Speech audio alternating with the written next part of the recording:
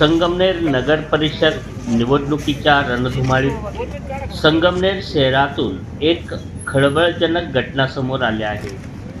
निवडणूक आयोगाच्या आदेशानुसार नेमलेल्या स्थायी सर्वेक्षण पथकाने एस.टी. जुन्या महामार्गावरील तपासणी नाक्यावर एका कारमधून तब्बल 1 कोटी रुपयाची रोकड हस्तगत करण्यात आली आहे। मिळालेल्या माहितीनुसार शनिवारी 15 नोव्हेंबर 2025 रोजी दुपारच्या सुमारास खांडगाव फाटा संगमनेर खुर्द नजीकच्या तपासणी नाक्यावर ही मोठी कारवाई करण्यात आली।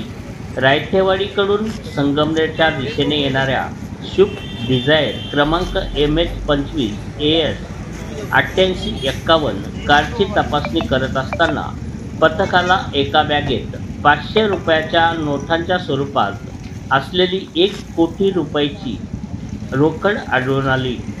निवडणुकीमध्ये पैशाचा गैरवापर होऊ नये यासाठी निवडणूक आयोगाने नेमलेल्या भरारी पथकाने ही कारवाई केली आहे। निवडणुकीच्या काळात एवढी मोठी रक्कम आढळल्याने शहरात एकच चर्चा झाली आहे। कारमधील 2 व्यक्तींकडून एवढ्या मोठ्या रकमेबद्दल विचारणा केली असता त्यांना तातडीने कोणतीही कागदपत्रे सादर करता आली नाही। मात्र प्राथमिक चौकशीत त्यांनी ही रक्कम धाराशिव येथील अजमेरा कन्स्ट्रक्शन या बांधकाम कंपनीची असल्याने त्यांनी म्हटले आहे।